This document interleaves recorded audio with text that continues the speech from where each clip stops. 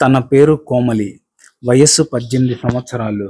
చూడడానికి చామన ఛాయగా ఉన్నా తన బుగ్గలు, సళ్ళు, గువ్వ అన్నీ కసిక్కించే విధంగా ఉంటాయి.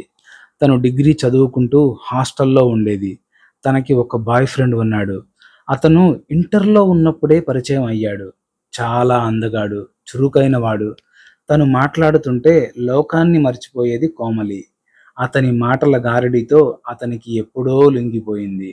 అతనితో సెక్స్ అంటే కోమలికి పిచ్చి. అతని మొగ్గ చాలా పెద్దగా ఉండేది. అది తన పువ్వులో పెట్టి మింగుతుంటే కోమలికి సమ్మగా ఉండేది. తనతో వారానికి ఒక్కసారైనా మింగించుకోకపోతే కోమలికి నిద్ర పట్టదు. అతనికి ఎగ్జామ్స్ వల్ల 2 వారాల నుంచి కుదరలేదు. ఇవాళ ఎగ్జామ్స్ అయిపోయాయి, రూమ్‌కి రమ్మంటే టైట్ జీన్స్ వేసుకొని, టైట్ టాప్ వేసుకొని ఆటోలో బయలుదేరింది. తనని ఎప్పుడు కలుస్తానా అని ఆలోచనలతో ఆటోలో కూర్చోలేకపోతుంది. ఇంకోవైపు వాడి పెద్ద మొగ్గ గుర్తుకు వచ్చేసరికి తన పువ్వు, గువ్వ జల ఎక్కిపోయాయి. ఎప్పుడెప్పుడు వాడి మొగ్గతో వాయించుకుందామా అని కసిక్కి ఉన్నాయి. ఇంకోవైపు ఆటోవాడు తన సళ్ళ వంక తినేసేలా చూస్తున్నాడు. తను మొగ్గతో మింగించుకొని చాలా రోజులు అవ్వడంతో ఆటోవాడి చూపులు తనలో చిరాకుతో పాటు కొంత కసిని పెంచుతున్నాయి. వాడికి ఛాన్స్ ఇస్తే ఆటోలోనే మింగేలాగా ఉన్నాడు. కానీ తను అలాగే తన ఆలోచనల్ని కంట్రోల్ చేసుకొని కూర్చుంది. తను రావాల్సిన చోటికి వచ్చింది. ఆటో దిగి వాడికి డబ్బులిచ్చి ఎదురుగా ఉన్న ఇంట్లోకి వెళ్ళింది. బయట ఆటోవాడు, "ఏముందిరా ఇది, మంచి వయసులో ఉంది. దాని సళ్ళు, గువ్వ చూస్తుంటే ఇక్కడే పడేసి మింగాలని ఉంది" అనుకుంటూ ఆ ఇంటి వంక అక్కడే నిలబడి చూస్తున్నాడు. సరిగ్గా 2 నిమిషాల తర్వాత లోపలికి వెళ్ళిన కోమలి తిరిగి వస్తుంది. తనని చూసి ఆటోవాడు ఏంటి అప్పుడే వస్తుంది అనుకొని తనని చూస్తూ అక్కడే నిలబడ్డాడు. కోమలి అతని దగ్గరకు వచ్చి ఏంటి ఇంకా వెళ్ళలేదా అని అడిగింది. అప్పుడు అతను లేదు, బాగా అలసిపోవడంతో కాసేపు ఆపి కూర్చున్నాను అంటాడు. వెంటనే కోమలి సరే పద, నన్ను ఎక్కించుకున్న చోటే దింపేయ్ అంటుంది. సరే కూర్చోండి అని చెప్తాడు. మళ్ళీ ఆటో బయలుదేరుతుంది. కోమలి ఛ, భలే ఛాన్స్ మిస్ అయింది. కొంచెం ముందొచ్చి ఉంటే దొరికేవాడు అనుకుంటూ ఉంది. తనతో మింగించుకుందాం అనుకున్న తనకి కుదరలేదు.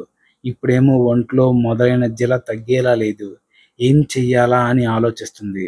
అప్పుడు ఆటోవాడు తన వంకే కసిగా చూస్తున్నాడు. ఏయ్ ఏంటలా చూస్తున్నావు అని అడిగింది. అప్పుడు అతను సహాయం ఏమైనా కావాలా అని అడిగాడు. సహాయమా, ఏం సహాయం అంటుంది. అదే, మంచి వయసులో ఉన్నావు కదా, ఆ సొగసులని మొయ్యలేకపోతున్నట్టున్నావు. ఏమైనా సహాయం కావాలేమోనని అడిగాను అంటాడు. కోమలి ఏం మాట్లాడకుండా వీటితో మనకెందుకులే అన్నట్టు ఉంటుంది. అప్పుడు ఆటోవాడు 1000 రూపాయలు ఇస్తాను వస్తావా అంటాడు. అయినా ఏం మాట్లాడదు. వీటితో మనకెందుకులే అనుకుని సైలెంట్గా ఉంటుంది. తర్వాత వాడు ఒక్కసారిగా 5000 అంటాడు. దాంతో కోమలి ఆలోచనలో పడుతుంది. 5000 అంటే నా హాస్టల్ ఫీజు 2 నెలలు కట్టుకోవచ్చు. పైగా నా పువ్వు జల తగ్గించుకోవచ్చు. మళ్ళీ నా బాయ్ ఫ్రెండ్తో ఎప్పుడు మింగించుకుంటానో అనుకొని సరే అంటుంది. వెంటనే ఆటోవాడు ఆటోని ఎవ్వరూ లేని ప్రదేశంలో ఆపాడు.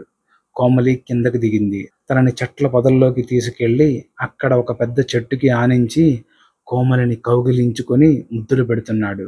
ఆ రాత్రి పూట చల్లని వెన్నెల్లో ఆటోవాడు అలా ముద్దులు పెడుతుంటే కోమలికి స్వర్గంలో ఉన్నట్టుంది.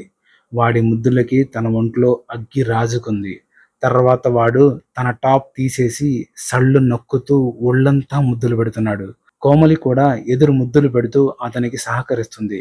ఇద్దరూ బాగా దోలెక్కిపోయి ఉన్నారు. తర్వాత వాడు తన పెద్ద మొగ్గని బయటకు తీశాడు. బాగా నల్లగా పెద్ద సైజులో ఉన్న దాన్ని చూసి కసిక్కిపోయిన కోమలి దాన్ని నోట్లోకి తీసుకొని ఐస్ ఫ్రూట్ చేసింది. వాడు తన టైట్ జీన్స్‌ని తీసేసి పువ్వుల్లో ఒళ్ళు పెట్టి ఆడిస్తున్నాడు. కాసేపటికి రసాలు కారి మొగ్గ పెట్టడానికి రెడీ అయ్యింది. తర్వాత కోమలి పువ్వులో తన పెద్ద మొగ్గను దింపి మింగడం మొదలుపెట్టాడు. వాడి దెబ్బలకి అది కమ్మగా మూలుగుతుంది.